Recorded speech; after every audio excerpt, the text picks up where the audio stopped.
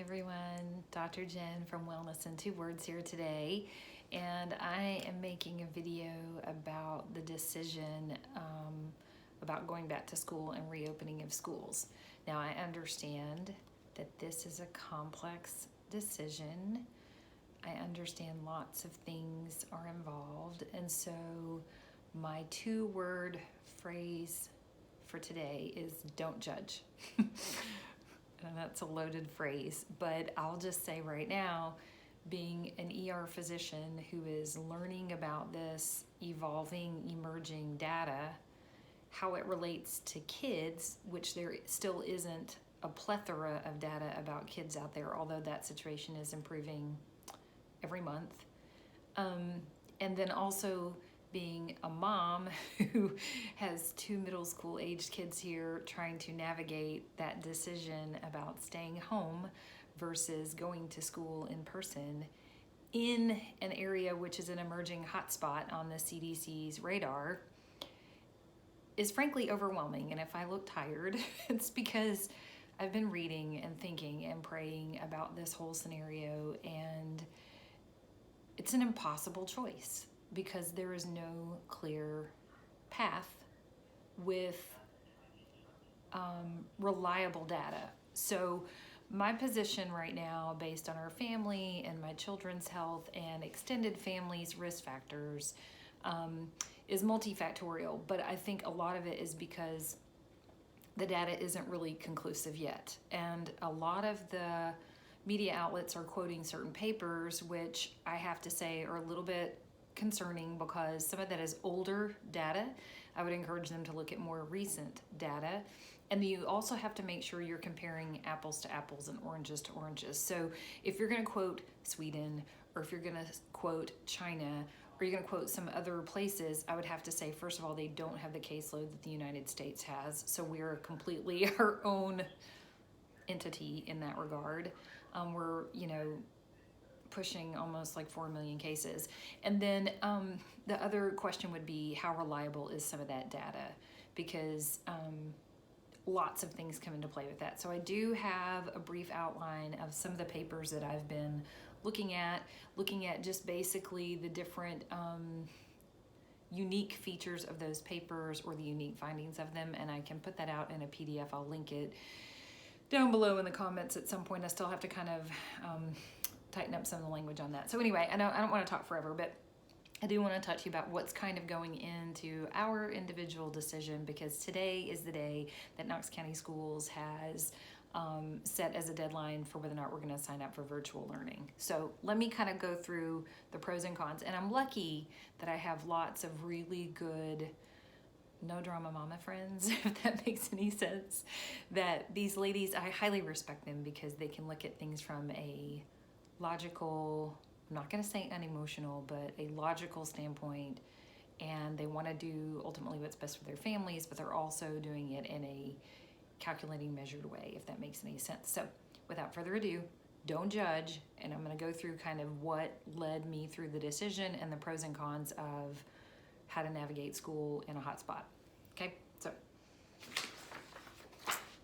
first of all, things that I know, okay? We as parents set the tone for our kids. So if we are anxious, they're going to feel that. If we are angry or opinionated, they're going to feel that. So I think one thing that you have to recall is your kids are watching you, they are learning from you, and you set the tone for this whole dialogue for them. It will be what you make it. So if it is one of those things that you're negative about it from the get-go, they're going to perceive that negativity and they may even adopt that negativity. So I would say, first of all, keep in mind your kids are watching you, and that is key, okay? Ultimately, as parents, we all want the same thing for our children. We want them to be happy and healthy. And we're the ultimate experts on our kids. I mean, there can be different outlets and data presented to you, but ultimately you know your child better than anyone else. That is a double-edged sword because although you have lots of really good information about your child, you also may not be completely objective and will be making at times emotional decisions about your children. And that's okay. You're a parent. You're supposed to be emotional. But at the end of the day, you want to make sure you're doing the very best that you can with the knowledge that you were given. And that's exactly the situation that we're in. It's very hard to get good, reliable knowledge. I think that's everyone's greatest obstacle with this. Okay, kids are resilient. I mean, they're resilient. They're resilient in ways that adults who can be very rigid aren't. So if you're going to get into the mindset of, my kid's going to fall behind, oh my gosh, what are we going to do? Again, kids are resilient, and we're all kind of in that same sinking ship situation right now. So I think there will be a lot more grace for this generation of children for the next 2 years than there would be. Now, keep in mind, it depends on what age your kids are, right? Elementary school, primary school kids, so much easier, so much more opportunity for playing catch up versus a high school age children who has transcripts and college career type decisions at stake, college admissions, they've got ACT, SAT testing that they need to do, versus middle school for us, which is where we are. It's kind of a sweet spot. So there's still plenty of time to play catch up, but you don't want them to fall behind their grade level. So there's lots of things to factor into that decision as well. But a lot of it depends on the age of your kids. Each person and each family situation is unique. So you know your own unique situation based on your kids, their needs, your financial situation, your extended family situation. Some kids are in situations where their parents, their biological parents, are not their guardians, and so they're dependent on extended family like grandparents for their care. So the risk to that grandparent in terms of contracting the disease and whether or not they could get sick at their age is more of a consideration than it would be for younger parents. So, and I would say the big thing too is, we can't live in fear. My kids want normal back. I know this. They miss their friends. They want to be social. They want to make new friends. These are things they've told me, but I also caution them to say, but what you perceive as normal is not going to be the same. Like, school is not going to look the same. It will not be returning to what you were experiencing before school shut down. Social distancing, wearing masks, the whole school experience will be very different. As much as they're going to try to simulate the flavor of school before, it's going to necessarily be different because of all the precautions they're going to have to take. So anyway, one thing I would caution is when I looked at the data, I would say people are very quick to spit out data that supports or validates their viewpoint or their agenda. Let me put it that way. So when it comes to this, I'm trying to be very dispassionate. I'm not going to make this political at all. And if you wonder what's going on, I got into poison sumac. So I'm like, seriously, I keep gardening and missed the poison ivy, got the poison sumac instead. Great. Anyway, lots of assumptions are driving these decisions and policies. And so if you have flawed data that you are making policy decisions on, or you are quoting old sources or old data or using anecdotes, then when you have faulty data, you're going to make poor decisions. And when you're looking at situations like this, people make these agendas frequently emotional, and that just creates potential for bad decisions. And ultimately, you don't want to make a bad decision because you have a lot of, there's more at stake. Okay. So first of all, my first question would be why would we expect this virus to behave any differently than it has historically in other countries? And why would we expect it to act any differently in our geographic areas? So when you're looking at potentially reopening schools, there's a lot of things that come into play with that. So some of it's your geography. I think a lot of people have COVID fatigue right now because they're like, we've been hearing about this virus for 6 months and there's only 2 people in my hometown that have it. I understand that. That geographic spread has been slowed down because of cracking down on the initial hotspots like New York City, New Jersey, and Washington, right? So that slowed the spread outside of those areas. It also has been slow because of people modifying their behaviors, right? But we modified our behaviors, and when we did, we slowed down the geographic spread so that it seemed like it was over there and not really in my backyard. And so I think that has altered people's perceptions of it, so that they kind of get a false sense of security. But right now, Knox County in particular is in this early stages of a steep slope on that exponential curve. So our rate of change on that slope has increased, and we haven't hit an inflection point where it starts to bend or flatten. So we're still going up. And keep in mind, there is an inherent lag time of at least a month, if not 6 weeks, of people presenting with severe symptoms. There's incubation, they get symptomatic, they get tested, they proceed to get sick enough to go to the hospital, and then they're on a ventilator for 2 to 3 weeks. So there's your testing delay, which they're trying to shorten, and then there's also that lag time of symptoms to decline to either recovery or death, and that takes about 4 to 6 weeks. So everything you see, you have to extrapolate out by at least that time period. So when Knox County's talking about opening schools, I'm like, you have to take those numbers you're seeing right now and model it out 4 to 6 weeks ahead and tell me where we are. Okay, so here we are right now. We don't know a lot about COVID in the United States and kids. I'll tell you that right now. We just don't. And that's the one thing I would say is all this data is actually inconclusive. I'll tell you right now, I was trying to figure out hydroxychloroquine research for that. And if you do a search on just general information from some of the large sources between the CDC, the World Health Organization, and Department of Health and Human Services, all three of them within a span of 4 days had contradictory recommendations about hydroxychloroquine with COVID. I was like, okay, so first of all, you say you're going to re-include it you're going to take it out of the arms of this investigational trial. One thing says definitely use it. The other one says it has absolutely no benefit and stop using it. So how am I as a physician supposed to make decisions about treating people and whether or not they should even take it when within 4 days, none of you can agree? So the data on kids right now, today, is still inconclusive. I'll tell you what we do know. We do know that kids tend to have less severe disease. We do know that kids tend to present more often without symptoms. We know that 50% of them have fevers. The other 50% don't. So you can have a kid walking around without a fever, completely asymptomatic. So using a fever as a screen isn't necessarily an effective tool. It helps take out the kids who do have a fever, but just because a kid doesn't have a fever doesn't mean they don't have a potential to spread the disease or virus, and it doesn't mean they don't actively have a high viral load. So being afebrile does not equal no viral load. That's a huge, just think about that for a second. So all the screening tools are still just screening tools. They're not hard and fast rules that if a kid walks into the school with no fever, they're not potentially still spreading COVID. Now, the biggest question, even though we know that kids tend to fare very, very well when they get it, most of them do not go to the ICU. They don't have to be hospitalized.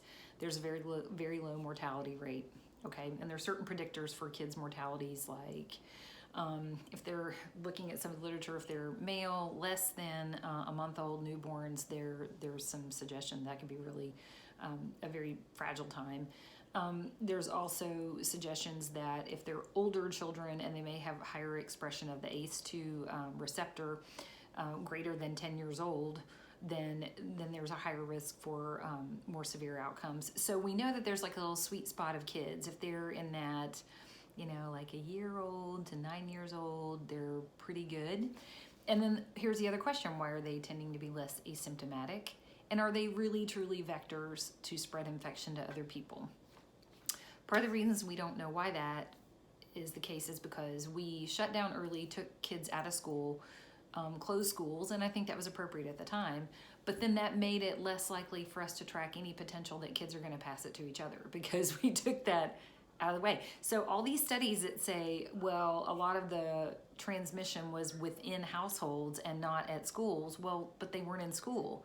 So how can you make that assumption?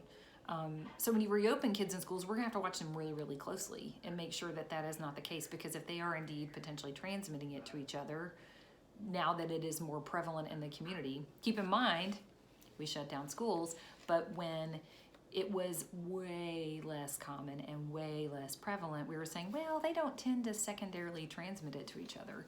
But that means they only maybe had 1 contact versus 8 or 10 in their classroom that were asymptomatic. So you have to keep that in mind too. They may only have 1 classmate versus a higher number of classmates, which potentially were infectious. So also keep in mind too, early in the course of this disease, people were testing for COVID, but they're also testing for flu or strep or whatever. There was this question of, well, what about co-infection? Can people have two things at the same time? And there's a high potential for you to have both COVID and flu or COVID and strep throat. So if you were seeing a child in your office and said, oh, they've got strep, or oh, they've got flu, and you stopped there and didn't go on to test them for COVID, that could have been a missed COVID case. So when you look at the number of cases in children, you have to understand, how are they counting them? How are they determining who to test? When testing was being prioritized only for sick and symptomatic people, then you're automatically taking out the asymptomatic crowd. So you don't know true prevalence among kids if they were truly asymptomatic then, because you're prioritizing all of the tests for the truly sick symptomatic people.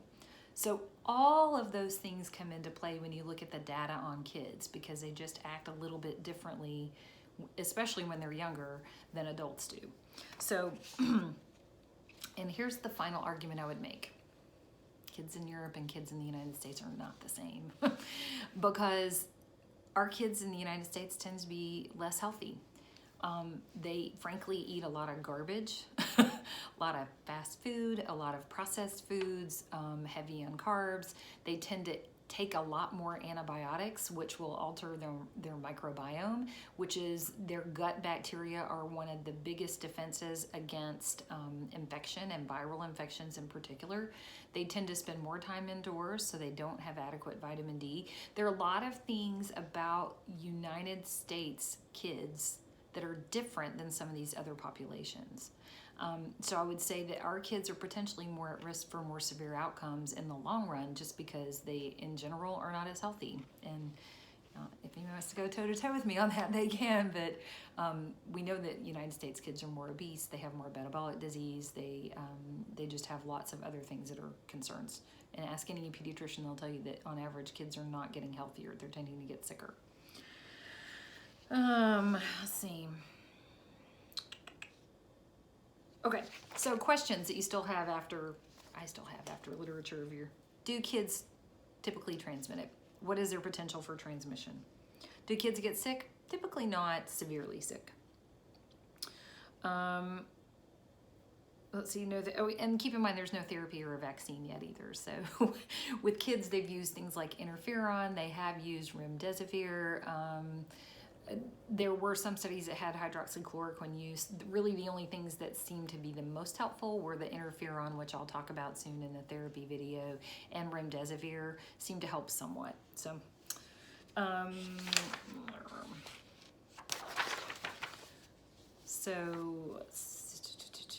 make sure there's anything else. Okay, so let's go through research first. I'll do the research first and I'll do the pros and cons. All right, so there was a study in Texas. This was a review of 131 articles through May of 2020. The age included pediatrics were up to 21 years old, which some studies do the cutoff at 18 and others do it at 21. This was based on kids that had a positive test, a PCR test. There were a little under 7,000 included in this review article. They looked at all the data over 131 articles that they thought would be relevant. Of that, only 0.5% of the kids were intubated. There was a low fatality rate. They talked about the multi-system inflammatory syndrome that happens with some kids. They did say that flu, influenza, and mycoplasma were the most common co-infections that they saw. So kids who have, quote, walking pneumonia, or kids who have influenza, you have to consider if they get co-infections, you need to be treating the other things as best you can as well. But there has been no evidence that Tamiflu is actually helpful with COVID yet. There was a study in Ireland that was way too small. It was basically the equivalent of a case report where they just did contact tracing on these 3 different kids that were ages 10 through 15, that age range. And they tried to figure out were there secondary cases that were generated from that, but really 3 kids to me doesn't constitute a study. That's just a story. But it did suggest that in those situations, onward transmission from one kid to another was low. My question would be, like, what were all the conditions of that? Where was school? Were they taken out of school? looks like they didn't strictly quarantine them. So, you know, I don't know. Could have been low prevalence within the community already. There was a study in Korea that talked about whether or not kids were true index cases. One of the conclusions they had was that household transmission was higher if the child who was the index case was between the ages of 10 and 19 years old. So the little people, the little kids, were less likely to be involved or the source of household transmission. And they did say that school closure and distancing reduced the COVID-19 attack rates among school-aged children contacts. So that's an important conclusion. That was in Korea. There's an infamous paper kind of circulating around the AAP, the American Academy of Pediatrics paper, that's titled "The Child is Not to Blame." What I have found is people post that and they go, see, kids, they're not to blame, they don't transmit the virus. If you go and actually read the paper, that's not quite what they say. And it's basically just a review of some of the other literature that I'm going through in here. So they do bring up some points. They're like, okay, so there are some papers that say there's low potential for onward transmission, but there are also some of them that they say that children can be as infectious as adults. So it's really not a position paper at all. The title is misleading. There was a report in Shenzhen, China, that suggested that school closures were important because of, in the absence of them early, there was a 10% increased infection rate. 10% is pretty significant. That children are also likely to be the index case if the schools were closed, was one of their thoughts or things. One of the most, I think, important papers is the Drosten paper from Germany, which had actually looked at viral loads. Now, keep in mind, there was no difference between the viral loads of kids and adults, is the first thing they said. Now, the problem with this is it was a small sample size of kids versus the adults, so it was weighted more heavily toward the adults. They had fewer kids that they tested. Of the kids they tested, though, the viral loads in the nose when they swabbed them were very similar to the adults. They made the assumption that kids could be just as infectious as adults based on that. And you have to understand that after the first week of symptoms, if you're a symptomatic person with this virus, you may be asymptomatic or pre-symptomatic. But after the first week of symptoms, your infectivity tends to drop off, is what they're starting to find. So that's not hard and fast, but that was one of the suggestions here. So keep in mind that if kids got hospitalized, their viral load may have already started to drop off, but they were starting to have the after effects of some of the inflammation of the virus or some of the other things. I feel like I'm talking too fast, sorry. In France, this is a more recent study, they did blood tests, serology tests, saying that kids less than 10-year-olds may be at a different risk.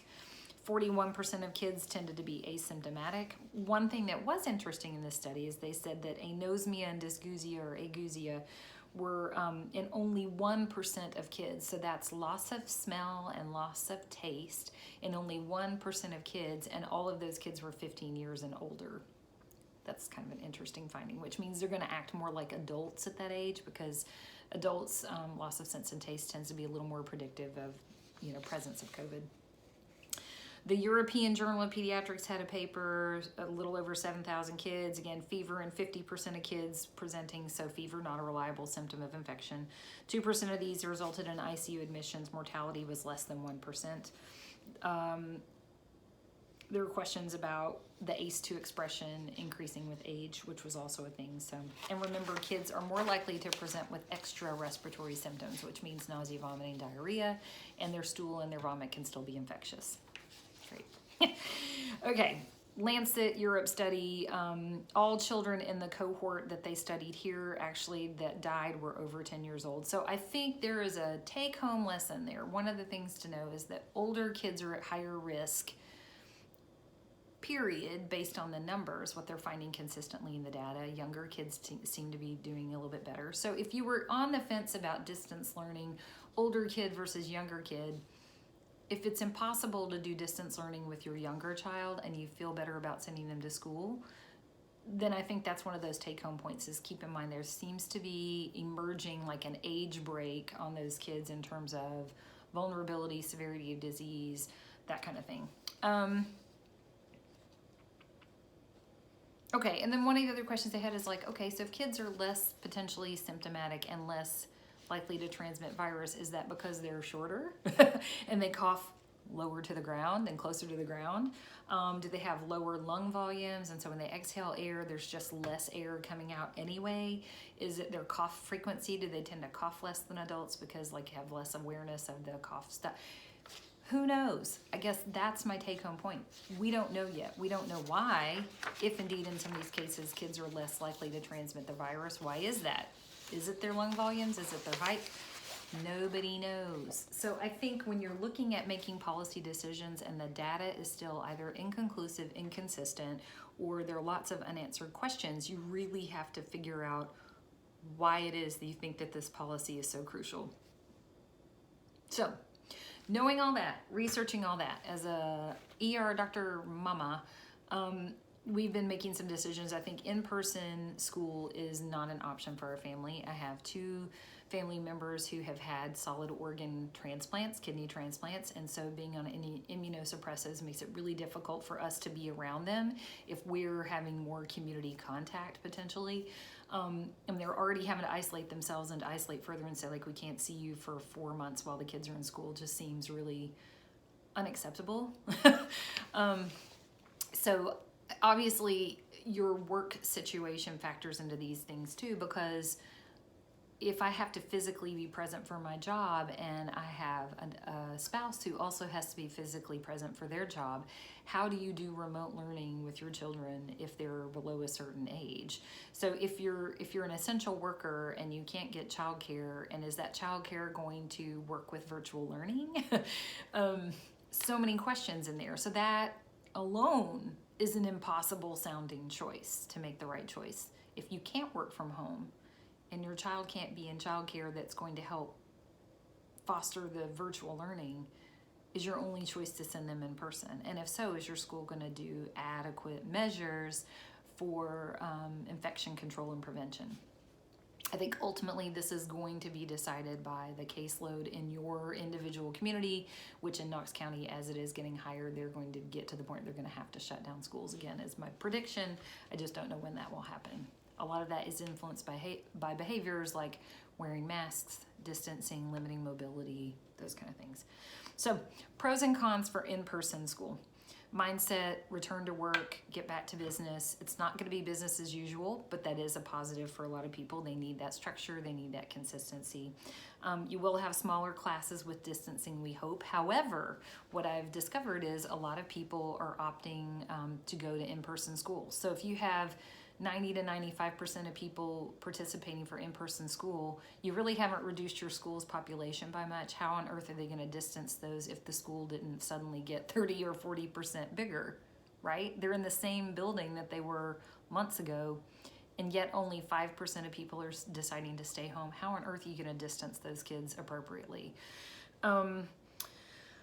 Let's see, some of them may be doing staggered attendance, which means they're not going to be in the same class as their friends if they're breaking it by alphabetical staggered attendance. So say you only do A through J on these days and then, L through Z on the other days. Well, what if all their friends are kind of at the end of the alphabet? Well, they're not going to be seeing them. So staggered days kind of have that downside. Let's see, I do think in classrooms they should make the classroom cohorts as small as possible, and they need to rotate teachers if possible so that the tightest cluster and cohort of kids stays together if possible. Let's see, so cons of these kind of plans are, what's your contingency plan if you have a kid who's positive? So you're going to pull them out of the classroom, you're going to isolate them till their parents can come. What's their turnaround time on a COVID test? So some of the friends I have that have kids in private school is like, listen, if y'all can partner with a clinic or a family in the school that actually has the ability to do rapid testing or can guarantee like a 48-hour turnaround time, that would benefit your overall school situation. If you can kind of get a standing agreement that all the tests would go to them, that may be beneficial as long as they're reliable. Okay, so cons though of going back to in-person school, it's gonna be weird to wear a mask. I mean, it's just a little weird.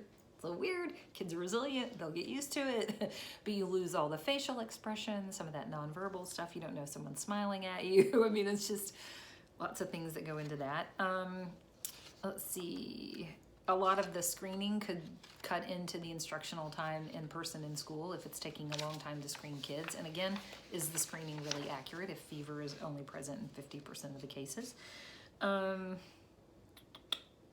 And think about all the chemical exposure that kids may be having based on the cleaning agents. So you're going to sterilize their environment, right? But being exposed to germs is important for overall well-being and health.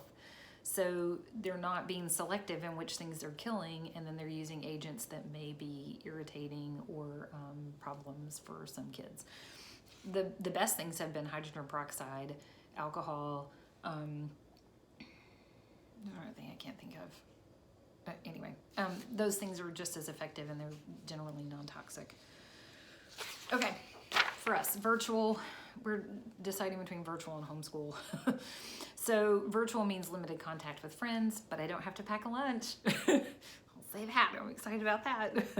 At least Knox County is trying to be equitable with digital resources, so you can sign up for Chromebooks, but some of the drawbacks are going to be that they don't offer AP classes. And so if you have kids that are in honors or AP classes, if there isn't enough participation on the virtual front, which if 5% of kids are participating over across that whole grade level, and if not all of them are in honors classes, they may not be offering them. It does offer, though, the teachers who are at risk to be able to isolate themselves from in-person instruction and at least still be teaching, and those may be some of your older, more seasoned, experienced teachers, so there may be a benefit that's embedded in that if you do the virtual class. Hard to know yet. So many questions. And at least they do offer district-wide programming, so even though it's my kid may be zoned for a certain school, through the Quest program, they can have access to district-wide teaching, not just specific to their one school. Of course, asynchronous versus synchronous time, how much time are they on the computer, how much is independent work. You know, they promise they won't be in front of the computer 6.5 hours a day, but some of these I think are not going to be recorded. So what if what if we miss or oversleep? If I can't guarantee that they were awake in time and they missed their lesson and it was an in-person lesson, what do we do then? I understand they'd be taking attendance, but let's see. And then also accountability for instruction and classwork. How is that going to work? So a lot of questions for that. Homeschooling, pros and cons. So self-paced, you can slow down if needed. It gets an opportunity to know your kid better. You can kind of assess their learning style. Are they auditory? Are they a visual learner? Are they an experiential learner? Are they kinesthetic learner where they're like interacting and movement? Lots of different things there. You can structure the calendar the way you want to. You can go on fun field trips that can be educational, as long as you're, being careful where you are in public. And there are a lot of internet resources for parents who are at least scared to death about a prospect. If you tried to do this a decade ago, it would be really hard. There are now lots of opportunities to get help. I mean, I was trying to do a math equation. I was like, I don't know where I went wrong.